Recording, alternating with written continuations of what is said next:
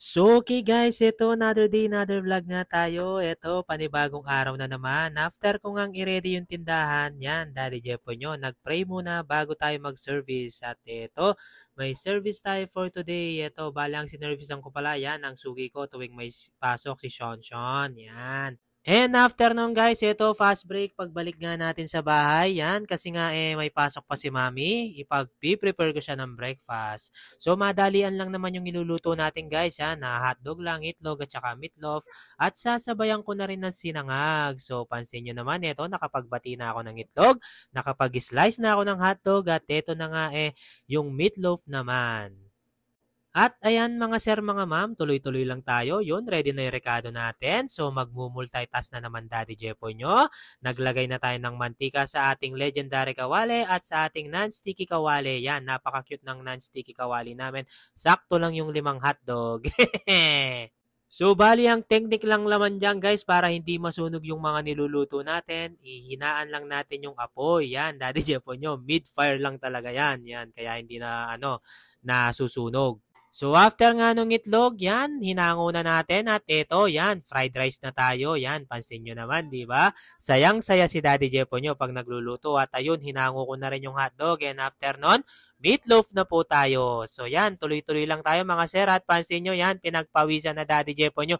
Napakainit sa namin, dun sa kusina namin sa likod. Pero okay lang yan. Masaya naman ako. At ayun, may tumira na ng hotdog. Yan, yung anak ko. Favorite niya yung hotdog. Yan, may init-init pa pero tinitira na niya.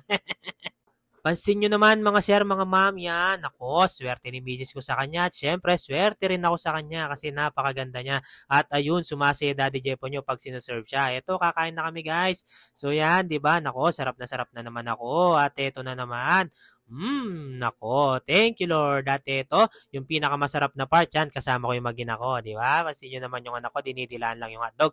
At fast break na lang after kung maligo, yan, ihahatid na natin si Mami sa work niya. At ayun, pampabuenas, at dahil nandito na rin tayo sa palengke, syempre, ano pa bang gagawin natin? Sesegue na tayo ng mga bilihin. Konting condiments lang pala, at ito, shoutout ko na yung isa sa pinakamaganda suki ko sa palengke. Yan, di ba? Ang ganda niya. And after nyon, yan, mga over-the-counter na gamot lang tayo. Yan, nagulat sila ate dito. Sabi nila, lagi daw ako nagvi-video at na-realize nila ako pala yung nakikita nila sa vlog. Thank you sa inyo. Yan, at least na-acknowledge na ako nila. At eto, mabilisan lang ulit. Tapos na tayo sa palengke.